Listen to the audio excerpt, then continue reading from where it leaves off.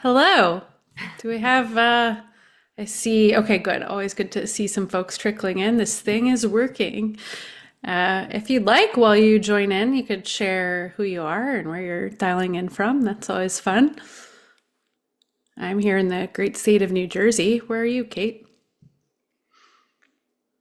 Oh, can't hear you. Turns out I was muted as we moved from green Oh, room glad we to. figured that out now. I was saying that I'm in the great state of Sydney, Australia, on Ah, the other side of the world. It's just 7 a.m. in the morning, so you've got me bright and early. nice. Nice, nice. We'll get started in just a minute or two, everybody. Give everyone a couple minutes to join on in here. Feel free to toss your questions for Kate in the Q&A, and we'll get to those at the end here. This is being recorded, so you'll be able to access it later. I'm seeing some familiar names there. Hi, John. Nice. Rataba's got a familiar name too. I think we've bumped into each other on LinkedIn recently. Got the AI bots joining in. That's how you know it's Oh, 2025. yeah, that's crazy. Wow, that's crazy. We could have just sent a summary. Marianne, hi, Marianne. Could have been an email. Yeah, or a Substack. Awesome. Love the global audience. Thanks everyone for making it, whatever Mm. time it is where you're calling in from. Yeah, it'd be very late in Israel. That must be very early in the 10, morning. 10, 11 p.m., something like Yeah, that. Yeah. something like that. Well, well done. We're at Yeah. opposite ends of the spectrum. 22:02. Well done, Erin. You win the prize for time zone predictions. Thank you. Thank you. 9 p.m. for Marion. But I know this is Marion's an early bird. She won't mind me sharing. So 9 p.m. is actually very late, Marion. Well done. Good.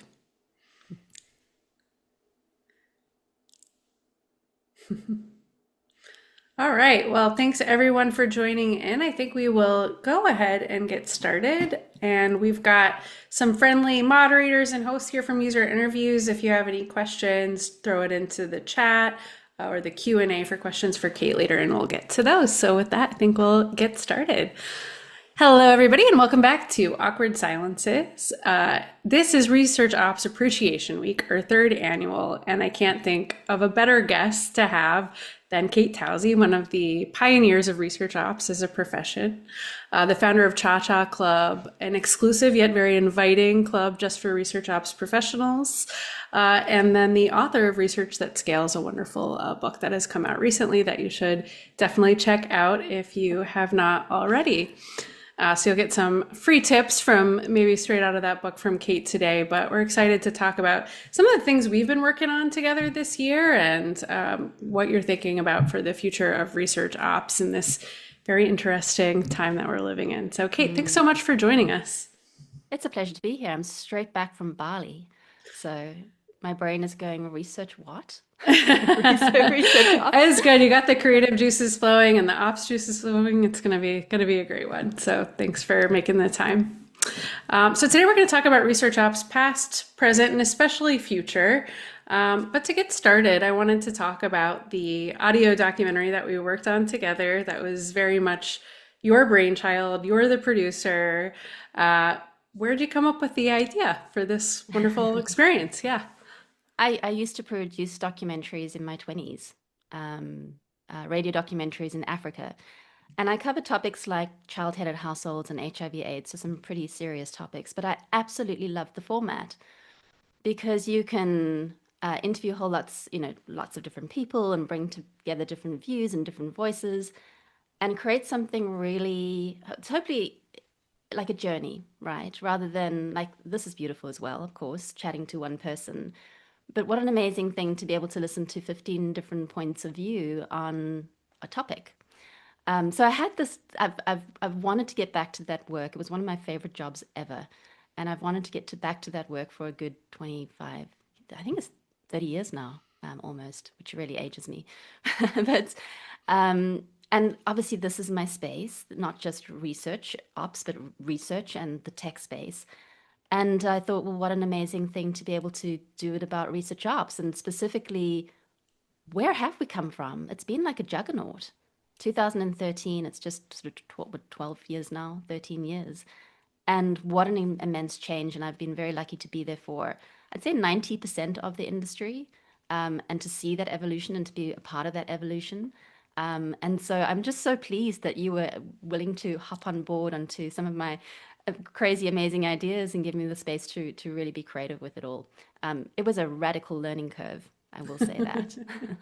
Well, I think you bring up some good points in this time where folks are really thinking about, skilling up and leveling up and change in their careers. And one of the great ways to labor of love something is to bring that love to it, right? Like, this is something that I have enjoyed very much in my profession. How can I find a way to do more of it? Yeah. And I just think that energy and that joy really comes through in the final product. So I know we were really, Oh, really thank happy you. with how it all turned out on our Yeah, side. yeah. Yeah, Yeah. I have to. This is not a question you've asked, but it's, when you've produced, when you've done something 25 years ago, I think at this point in the history of the world, anything you've done, it's a, you can make an assumption that you've got some basic skills in that. So for me, the script writing and the putting the voiceover together and that sort of thing, I was like, okay, this is pretty familiar territory, but everything else has changed with technology. Mm-hmm. How you do transcriptions, how the tools that you have to be able to sort through gazillions of hours of recording. I think we did 25 interviews or something like that. So you have 25 hours of recordings to go through and find all these clips.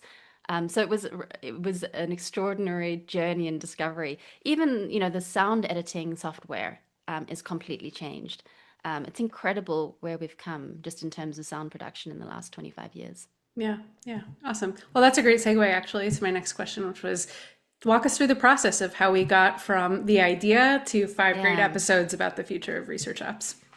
So number one is recording. Obviously, you do your interviews, not dissimilar to a research user interview, um, in that you have a script, you have some kind of idea. Well, actually, I'm going to step back because this could Yeah. be interesting for researchers, especially. Mm. You have to think through your story arc. What are the topics that we're going to cover? And then you kind of create this overview of the story arc. And then in each part of the story arc, we've got 5 topics, 5 episodes. What are the main questions we're going to ask? And so I worked with Jenna Lombardo on that part of it, batting backwards and forwards. Jenna's a long time research ops expert on what sort of questions should we be asking here. Then we picked our audience, so different to research in that you don't recruit you recruit a very targeted sample of people to talk about each section. And of course, we had your founders, and we had Dennis and Basil, and then we obviously had you as well. And then you do the interviews, and it's an interesting. You want to get the answers to your questions to stick within your story arc, but there's also this discovery going on, and that was incredible for me, Mm. both during but also in listening to all the recordings and going through all the transcripts because I learned a lot. It's like a research process. Then what I did, which actually worked phenomenally well, and I would do it again, it's painstaking. But I went through and picked out all the kind of hot clips in there and put them all into an amazing Airtable with Mm. with labels and everything. And so what I was able to do then, even when I was right late in production and thinking, oh, I just don't quite have the right bridge here, I could go back in and I could filter by a person, a theme, an episode, and come up with a list of from 100, well, I think it was 220 clips or even more, down to like maybe 5 clips and the timestamps so I could go back and find them. Um, then whistle stop tour. After that, I start to edit and get all the clips down into the editing software. I used Hindenburg for this. It's really good for pure audio, and it's simple. So if you are thinking about doing something like this, Hindenburg's a really, really good place to start. It's takes a little learning, but not nearly as much as some of the really big Pro Tools. Um, and then you're looking for sounds and trying to get a sense of, when I say sounds, I mean any sound effects or soundscapes and music, behind the scenes type stuff. What is the feeling? And that takes so much time, you would not believe. Yeah. You can put the wrong piece of music in, and when you're listening, if you don't hear, if you don't, the music doesn't stand out, that's a really good thing. But it takes a while to find something that really gels with what's actually going on. Then finally voiceover, and I worked in my studio, and I've got some pretty cool. I might just bend down in a moment and see if I can get it Yeah. out. But I've got some pretty cool equipment to help to dampen the sound down and give me a pretty good voice sound in an echoey room. That's pretty big deal getting the voiceover right. Finally, you get into audio engineering. Now I've got all the sounds in here, and that can take kind of like a day or so for me at least to really work through how do I get some of the grit out of this or the echo out of someone's voice or whatever's in there. And that's pretty much it. I mean, it's 100 hours or so an Yeah. episode. It takes a lot of work. Yeah. So Yeah. if you decide you're going to do this, I think it'd be amazing to have more storytelling in our space. But yeah, it's a good bit of work. I'm going to bend down and show you something, Yeah. uh, which I happen to The have. magic of video. Imagine this if you're on audio Well, only. yeah. So this is, So I don't know if you can see it well it's a enough. black oval It's like a or black oh, it's like oval a type seat, thing. like a Kind of. But this sits like on top of your microphone. So your mm-hmm. microphone is inside here. Okay. And it's amazing when you've got your head in here. It's called a halo. It's called the Uh-huh. Aston Halo. All the sound is dampened, so you Makes get a sense. much, much nicer Yeah, sound. it's like a sensory deprivation situation. Yeah, it is. Yeah. So Love again, that. if you don't have a big studio and you want some decent voiceover, that's one way to get it done. Yeah. And then a lot of blankets. That's great. So you did most of this yourself. I mean, obviously you had all the interview subjects and the help putting the things together, but the script and the editing and the sound engineering and the finding, yeah, Yeah, amazing. yeah. I took it on all myself. I had a couple of sound engineers in the midst there, and they both got fired. Uh, and the reason was that most engineers these days, documentaries are not common these Mm, days. I mean, unless it's you reality can count TV. on one hand. Yeah, you can count on one hand. And so most really just didn't understand the format, and they Mm, tried their best, but we had to have a nice conversation. I said, it's just not where I needed to be. So again, with technology these days, with a bit of learning, you can do it yourself quite easy because there's AI. right, and which we'll get to for sure. Yeah, But we'll definitely put a list of the stack you use to do everything in the show notes because I know a lot of people are right. thinking about right spreading their wings and trying podcasts and doing their own content creation and things like that. So I think that'll be Yeah. great. What surprised you when you were putting it together? Was it take longer than you thought, or less long? Or you mentioned some of the technology was the same, some Yeah. had changed. Definitely longer than I thought. I think one of the most surprising things was, well, there's two. I'm battling between two most surprising things. Well, I'm just gonna have to share both of them. The one was moving from script to actual production, something that is written on the paper. You see, I used to be a script writer, so for me, I'm used to script. And when you move into production, you've got to make so many adjustments because something that sounded good written down doesn't actually sound as good suddenly when it's Hmm. in audio. And so you have to be prepared to rework an entire episode sometimes because it just doesn't quite gel for some reason. And you've got to just trust your ear. And the second thing was voiceover. It is a pain in the ass. It's no wonder it's a tradition. It's a Yeah, profession. yeah. People do this full time. And a tip here that I learned, which is um, something that when you're doing an interview like this, it's not such a hassle. But when you're doing voiceover, there's this like gummy sound, like Hmm. it's a Mm, terrible sound, right? You do not want that in your voiceover. And if you eat chocolate or drink coffee or have anything like that before you do your recording, forget it for the whole day. Really? Okay. Really. But the way to solve it is lemon water, some people say, but I Hmm. found apple. You eat apple. Something And acidic or not, yeah, yeah. Yeah. yeah, the apple kind of clears your voice out and then you're good to go. Okay, good. Yeah, weird tip. Yeah, that's great. All right. Well, let's talk a little bit about the content itself. And for folks who maybe haven't listened to it, you can find it on the Awkward Silences feed, and we'll, of course, link that in the show notes as well. Um, I know it's hard to pick a favorite. Did you have a favorite episode or anything that, stuck out from a couple of favorites? Yeah, the episode on AI was really fascinating. So for those who haven't listened to it yet, bad, get to it. But I decided in my wisdom to co-narrate the episode with AI because it's about AI and we have not just a tool, but an intelligence. You know, it is a kind of intelligence. Mm. And so I figured it would be rude almost not to invite AI to co-narrate the episode with me. I started out in ChatGPT and then moved to Claude. At that point, at least, I mean, things are moving so fast. Claude had a much more conversational tone. Um, but it was what I did was I wrote the script and I had all the parts in there, and then I had the AI narrator section labeled, but the part blank. And then I fed the script into AI and said, "Can you write your parts? Read the script. This is," and I gave it instructions and said, "Here's the invitation. This is about you, and it is about your point of view on how we work with you in research and research operations. And I'd like your genuine or your authentic point of view on this." Mm. And the AI took this very, very seriously from moment go.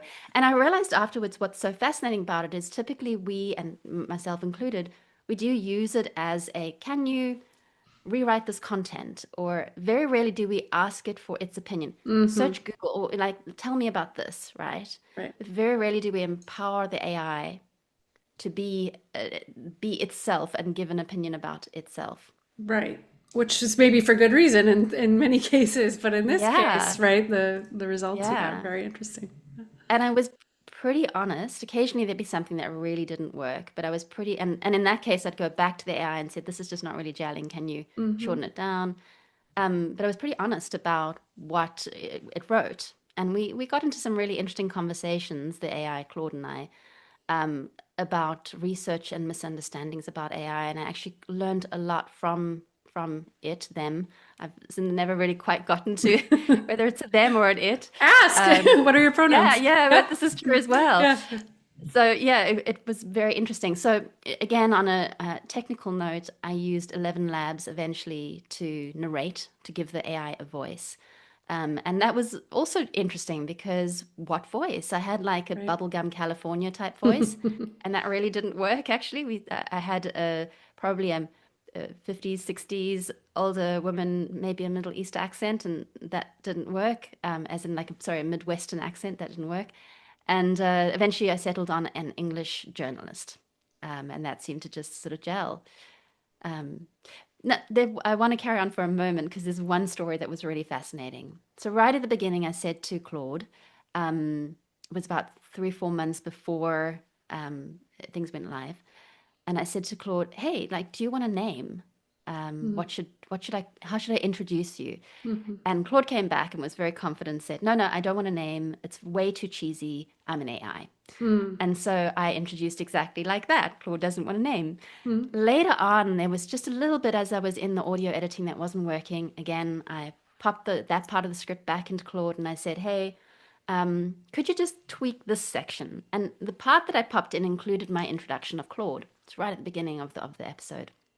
And very quickly, Claude came back and quite shirty, like a real attitude, and said, "I don't remember saying that I don't want a name." Oh.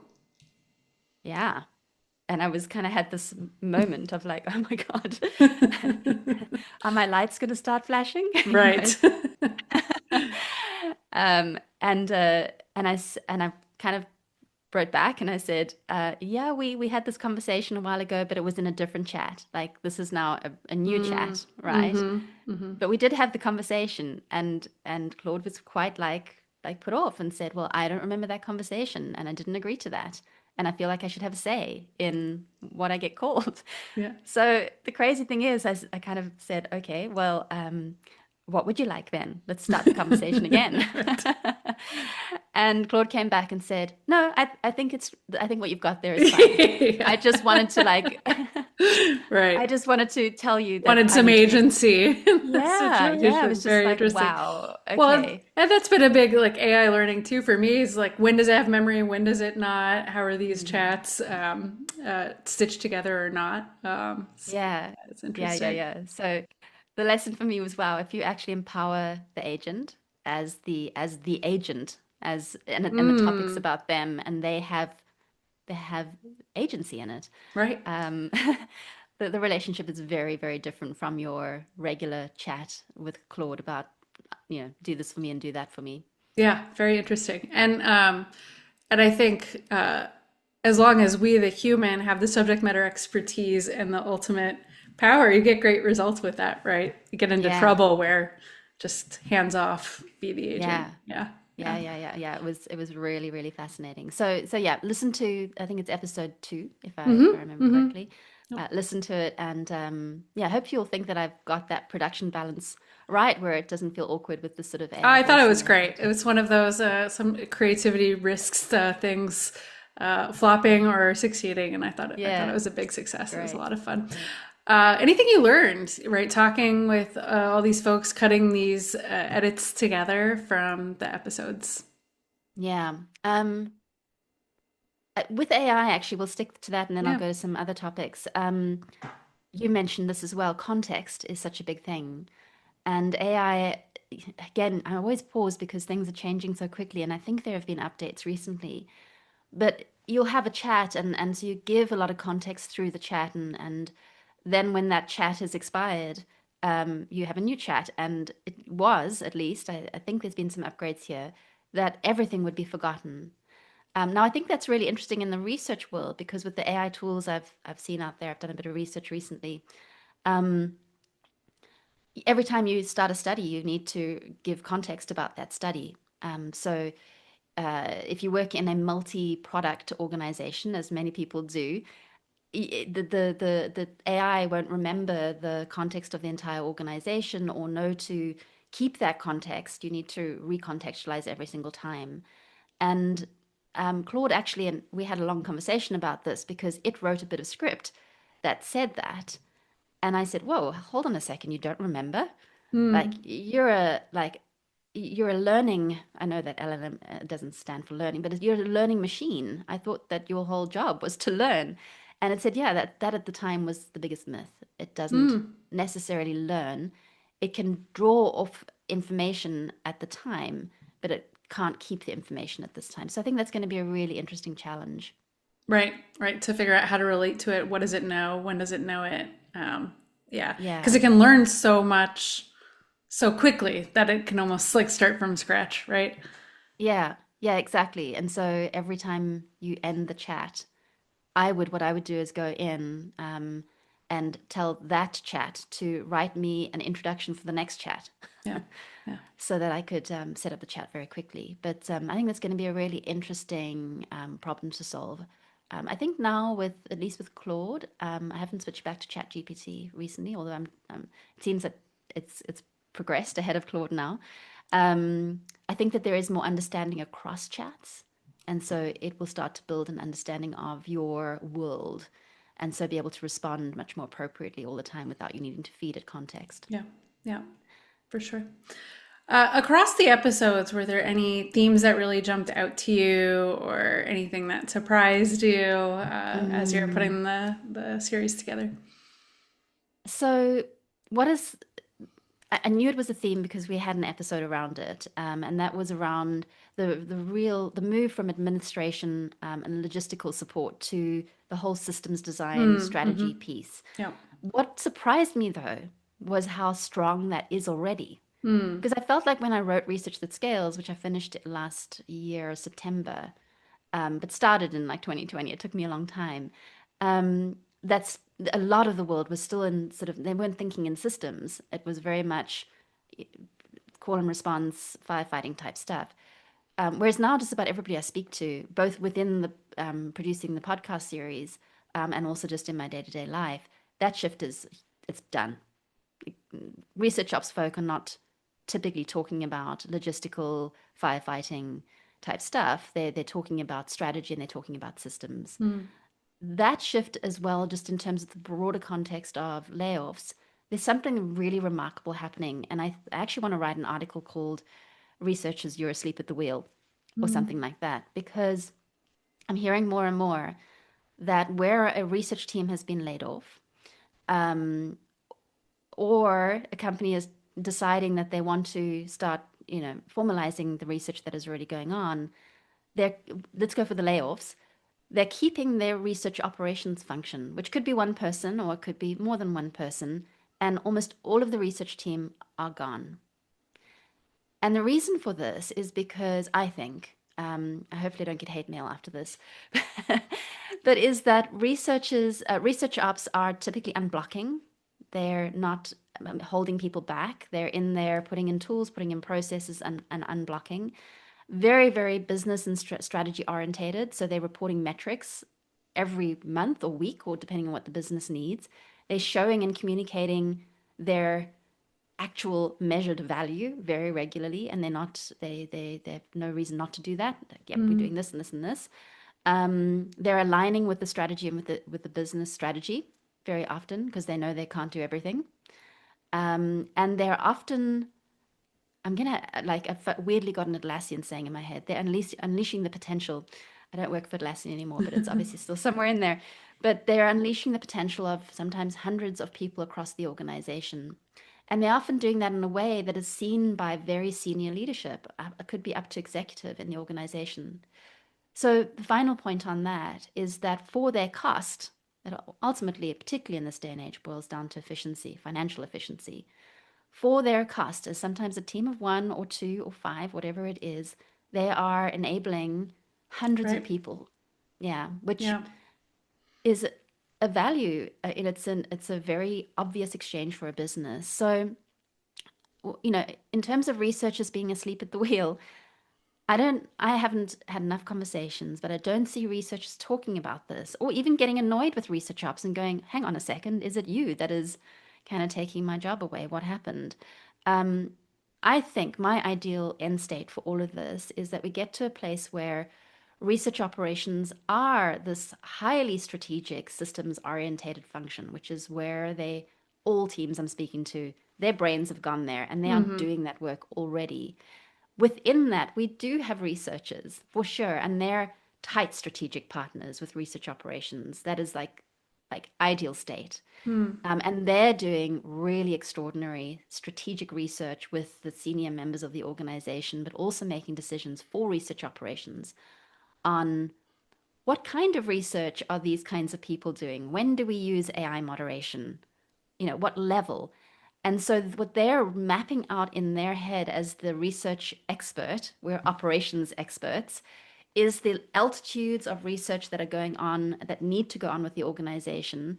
So we've got low risk research that's feature testing. Maybe a bit of AI moderation is fine at the start, and then we can roll into a few like usability tests. Then we've got this level, and it's this level of risk. Then we've got this level, and they're deciding on the way to operate, the model to operate against. We're going to do, at this level, we're doing ethnographic research. We're going to really invest in getting out into the field, and we're going to send our best researchers out. We're not going to send anyone out to do that.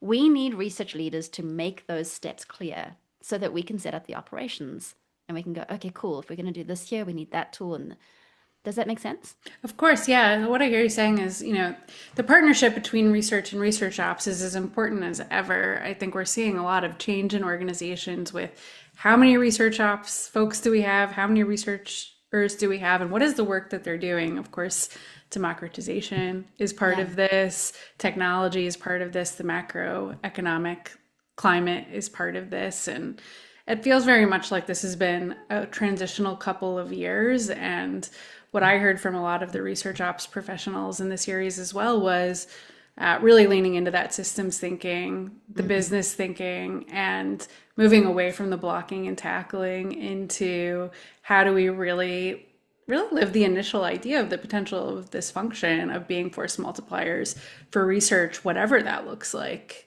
and I think Yeah. that systems thinking is much more resilient ultimately to change Mm.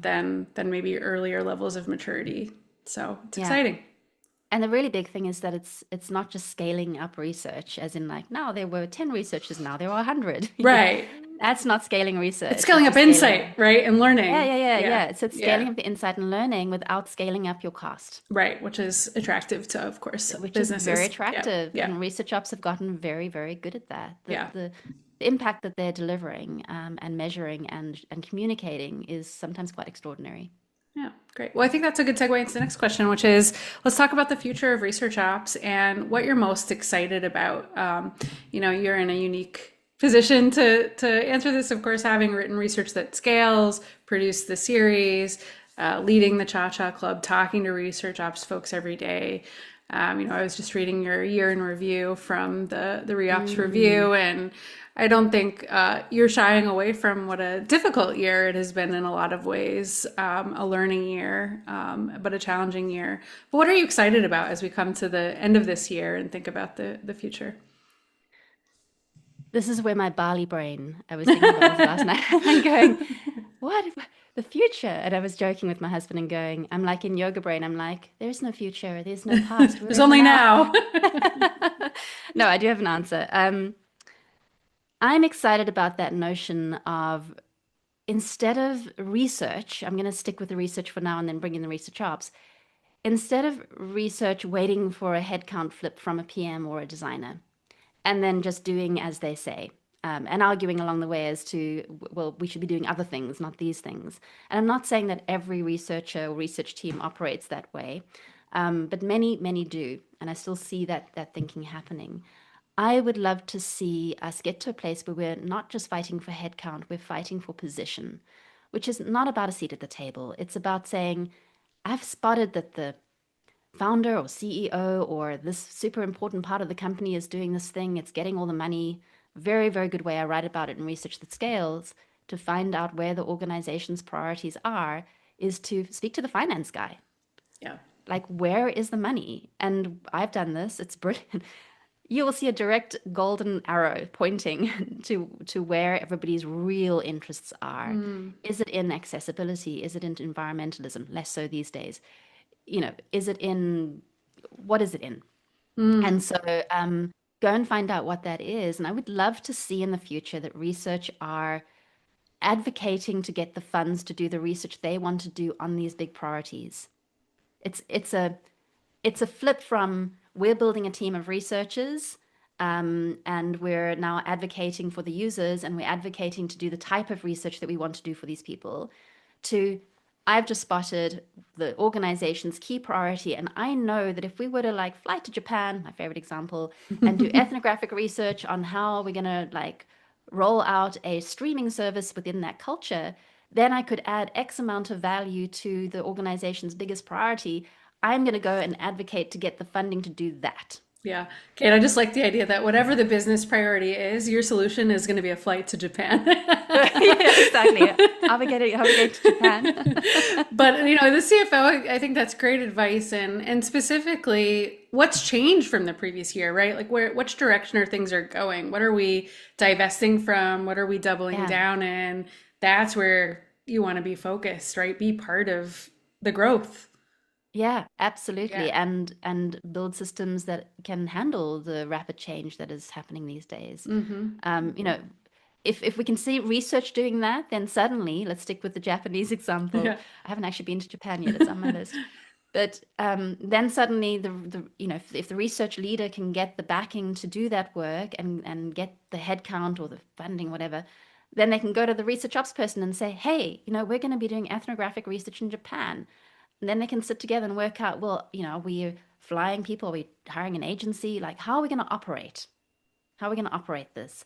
What tends to happen when you're working that way and you're thinking that way is, okay, well, this is going to be a short-term stint. We don't need a big, robust, heavy system. We don't need to build a rocket ship to Right. do this. We can just hire an Uber, right, to do Right. that sort of thing. Or this is going to be something that we think is ongoing. And even if it's not in Japan, it might be in China or in India or in Europe or whatever. And you can build something where you can move the parts, like camping. You can pick up your tent and go and set Mm. up in the next place. And there will be certain parts that fit in for every situation and certain parts that don't. That's where I'd like to see research and research operations going together, where Mm. there is real business aligned research going on. And some of you might be already doing that kind of thing and going, wow, yeah, Kate, I'm already doing this. Great. And research operations are in there not to pick up your administration, it's such a waste, but to pick up the systems design, the scalable and repeatable systems design that's needed to make you cheaper and cheaper. That's the point, Yeah. so that you're the most efficient research team out there. There's one last very important point in here, and it relates to that leveling, that like altitudes. It's again to also as part of that systems design of how do we enable the question is how do we enable hundreds of people to do research, consume research, or come and ask for research and get the research that they need within this organization. And to have those levels of, well, they'll be like, the world is not democratic necessarily. There are like people that are more VIP and higher risk than other people. And so you're looking and going, well, sorry, like Joe, you're going to have to like get the bicycle or walk. Next person, I'm going to give you a card that you can tap on the bus. And next person, well, I'm going to give you an account for an Uber. And the next person, hey, you're pretty special. I'm going to send you a limo or a nice car at least. And there's the private jet right at the top.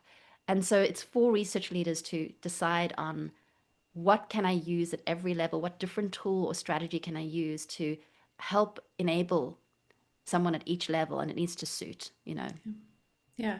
And you've hinted at a little bit, and I'm curious what you think about different organizations look different, but generally speaking, do you think researchers need to or will get more of those research ops skills and vice versa? Will that be advisable in the future? I The reason I hesitate is because I think researchers with years of experience are the people who are going to be able to do this really strategic Hmm. work and deciding on methodologies at various levels of risk and importance. Um, it's going to be a pretty hard run for a research ops person who has years of experience or just incredible mindset to be able to look in and go, okay, we need the system, and to think through the business. How are we going to operate? How are we going to build the system? And they each a lot of work. Yeah. So I have seen research operations folks who have had their team laid off or have been thrown into a company with no researchers around and no research leaders around, needing to pick up on the craft aspect, but it's not ideal. I think there should be some bleed in, but in an ideal world, I think there's such strong Yeah. disciplines each that ideally we have dovetailing. Yeah. Great.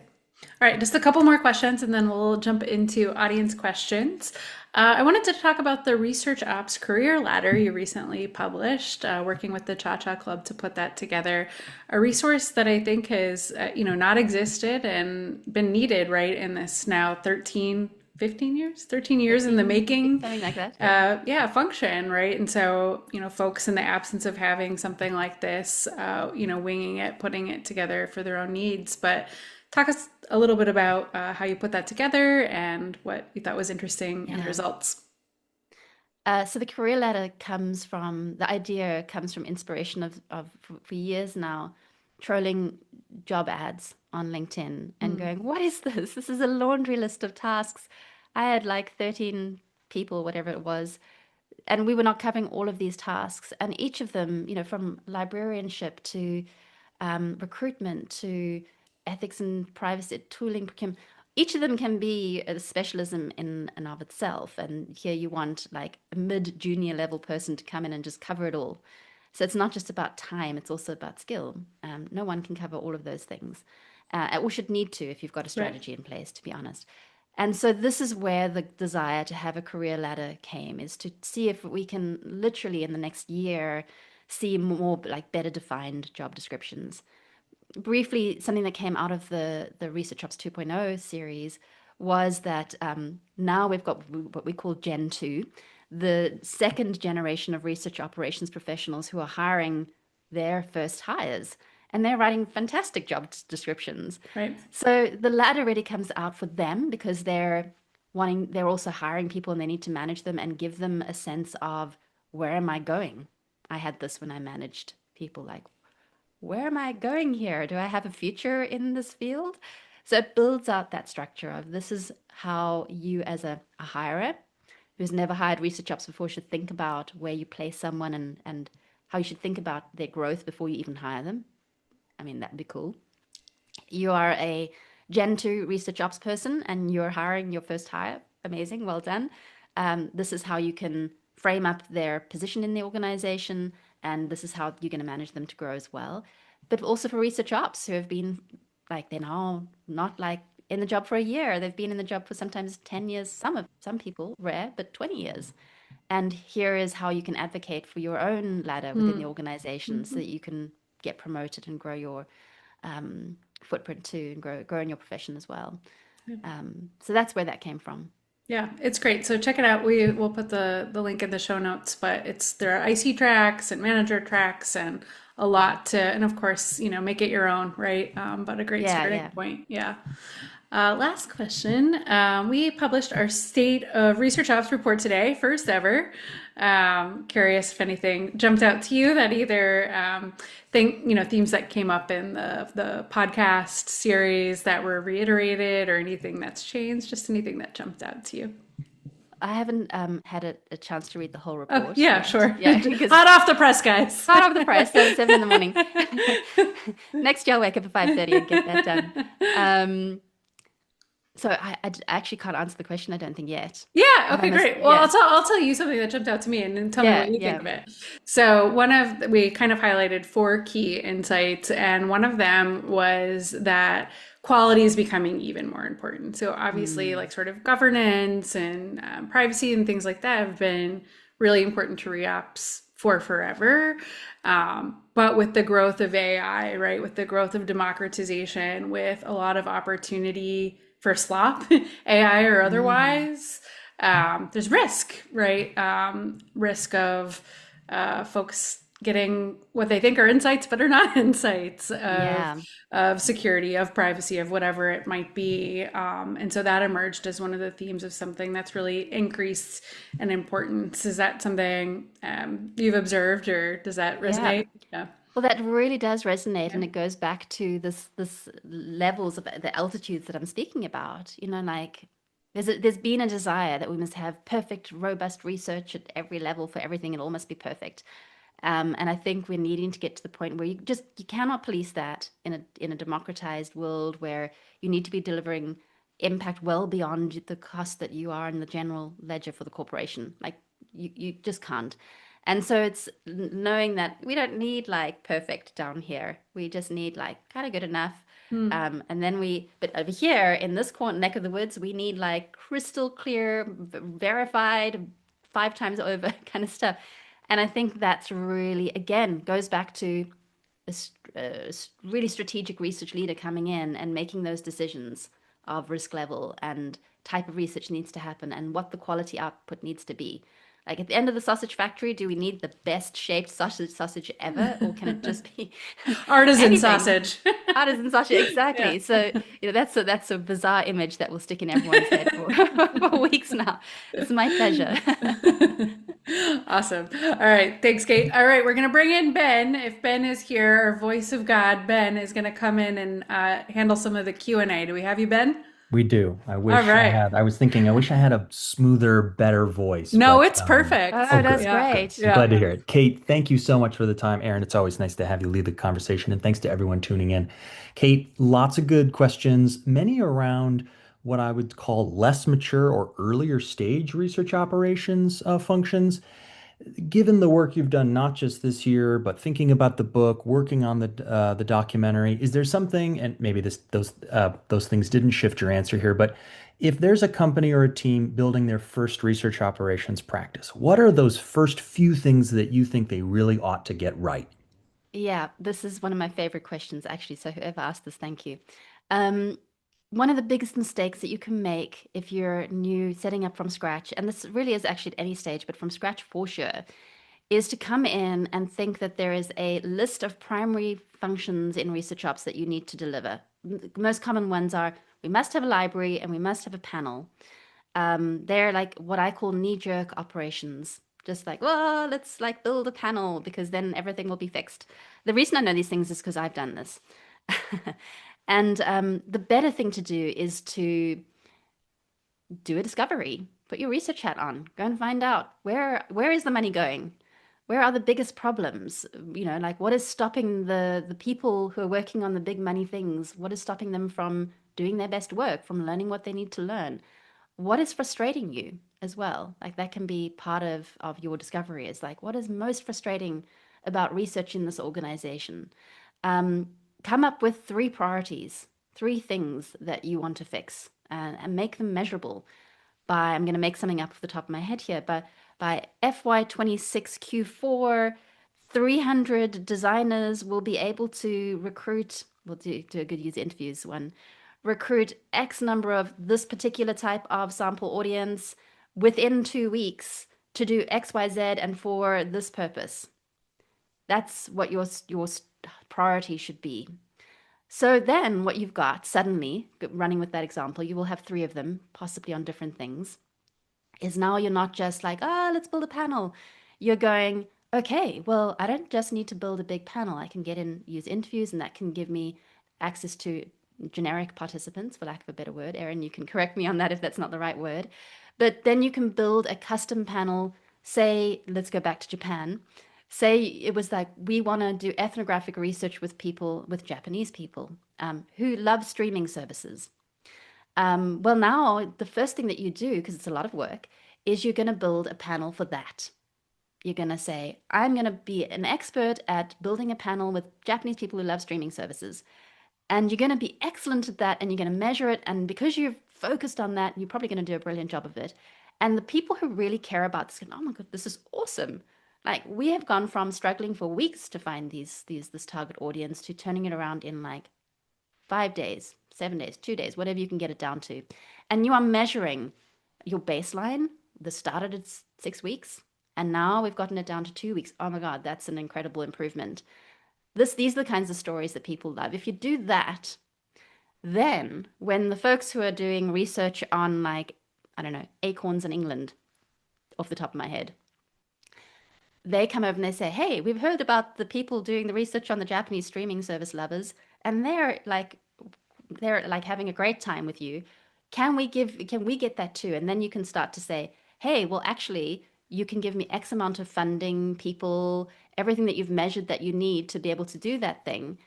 And I will set acorn pickers. Actually, that is a thing in Wales. They do acorn picking. I will set up a panel for acorn pickers or add those people in.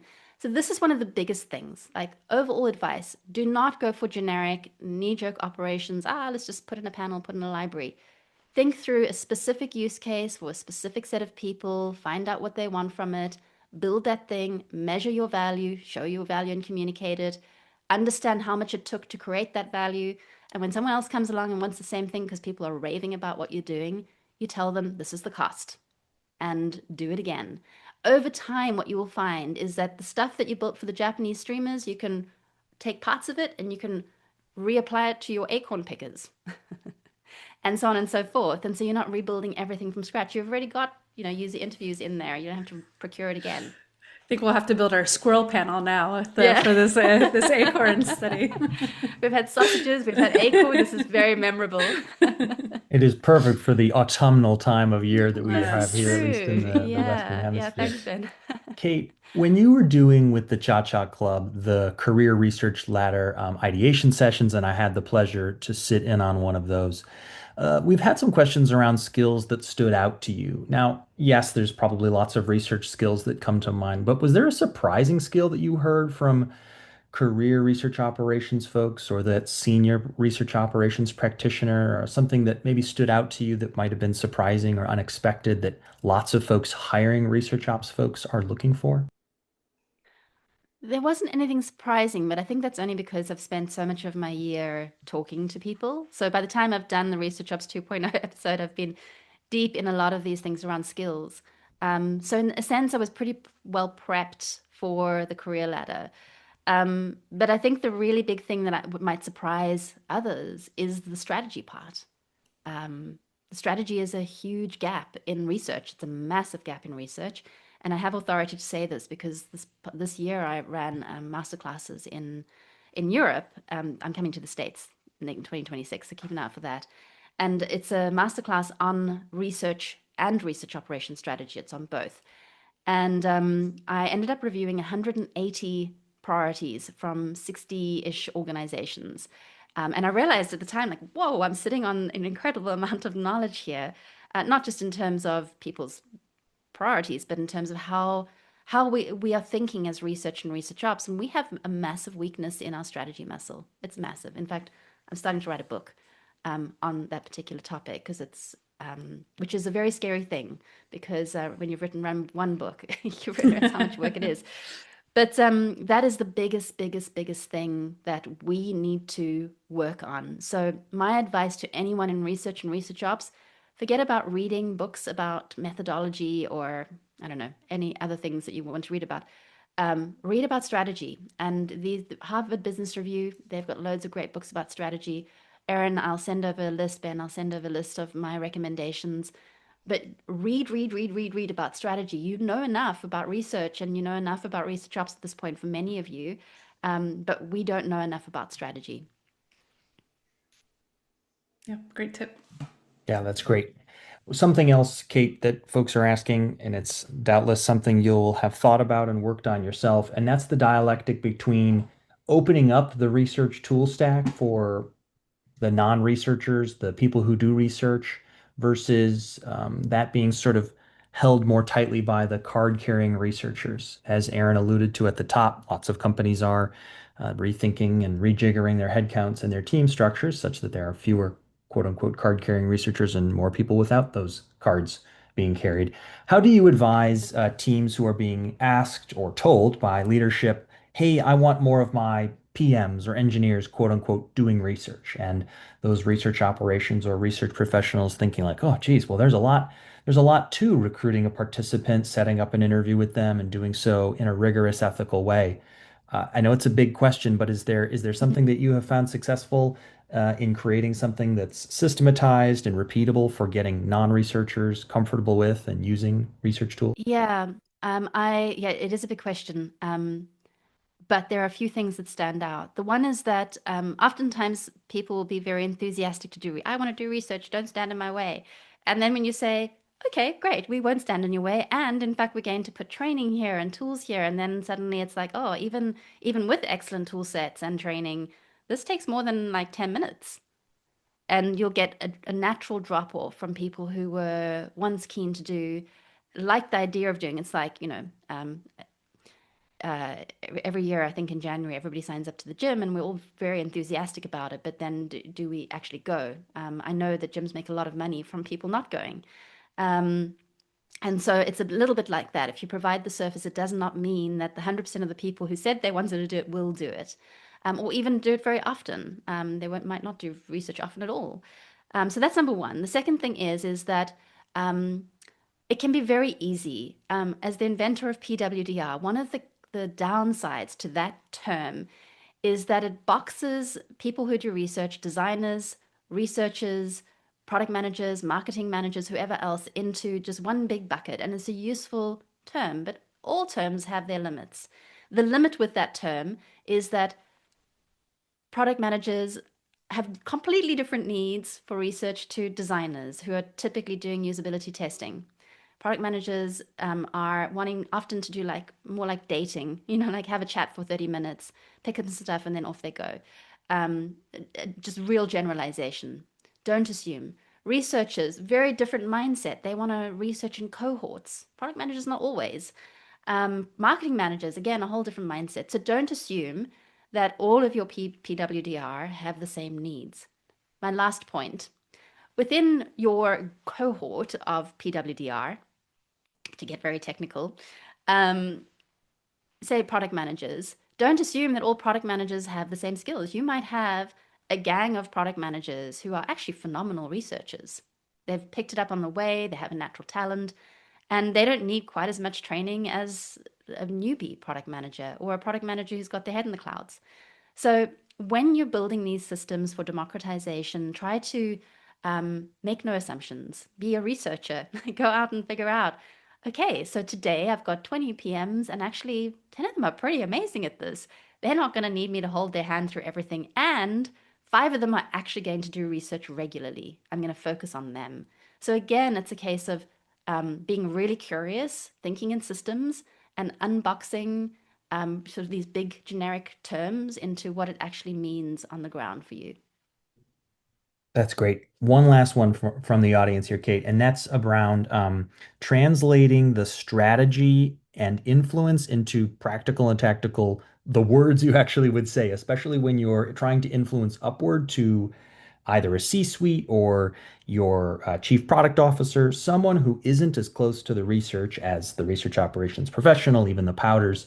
Is there something that you have found successful in communicating the value and the influence and the worth of this whole practice of research? We have lots of questions around how to translate all of this really complex and important work that you've been describing for the last 55 minutes into something for a really time-strapped person like an executive to quote unquote get. Yeah, yeah. So it's actually quite simple. Um, if you have, it starts with the foundations. If you have sought out the thing that, if we go forward the executive, you find out, what does the executive care about? This year they care about accessibility because the government or Apple's about to drop them, and that's a lot of money. So you can see the money has gone into accessibility. They've hired fancy people and lots of tools and things for accessibility. They're pumping money in there. They already care about that. You don't have to sell it to them. They care about it already. You go in there and you insert yourself into that space and you go, hey, if you're going to be doing accessibility and you want to save all this money, you're going to need to do research on with people who have who are living with disabilities, blah blah blah. And you set up a strategy. We would like to do XYZ. Can you get some money? There is money flowing there already. You don't have to work for that. Hopefully you can convince, and some of the money flows your way. So now you've set up your strategy, you've already written your priorities, and your priorities are by FY26 Q1, 500 of this is going to do 20 of this, and there's going to be 80%. Watch out for percentages. Can I swear, they're bullshit numbers. Percentages you've really got to watch out for. They hide things. So if you write a percentage in your priority, you better have a baseline and you better know what that percentage means. So you've mapped out what you're measuring, and this will very often force you to question, are we measuring the right thing? There's another bullshit term, efficient.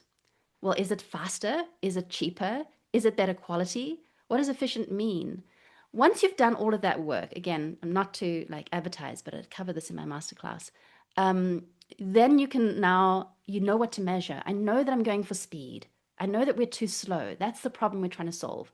We need to be 80% faster, which means that we need to be saving like 20 hours a week or whatever. And that's going to equate to X amount of money. Now you've got a very, very short, sharp, tweet-like story. The executive already cares about this. They're already pumping money into this. They really want to know that you're delivering value or saving money. And you just got to find the last piece is to find the communication channel. Hey, we're here. This month we saved you X amount of money, or we delivered X amount of value. Next month, the same metric. Keep telling that story. And within a short amount of time, you will be on the agenda. I can literally guarantee it. Thank you so much, Kate. Back to you, Erin. Yeah, that's great. And back to what we were talking about earlier, all the better if you can find one of these business priorities that just happens to be a passion area for you. I know a Yeah. lot of researchers are interested in accessibility. Now's your chance, right, to find that wonderful overlap of personal passion and business need. Doesn't always happen, but when you can find it, Yeah, that's a great place to be. absolutely. Yeah. All right. Well, we're just about at time. Kate, where can people find you on the interwebs when you're not in Bali? LinkedIn. I'm most Yeah. active on LinkedIn. Then I write on my Substack. I don't get a lot of time for that because I'm so busy writing for the Research Ops Review or editing for the Research Ops Review. So the Research Ops Review Substack is a great place to find lots of really, really highly curated and edited content. And then my Substack, we'll share all the links. And then LinkedIn. Those are the best places. Yeah. Wonderful. And we will link gobs of resources we've been talking about through this episode in the show notes and online, so you'll be able to find that later. But Kate, thank you so much for joining us. It's always a true pleasure, and Yeah, happy likewise. holidays.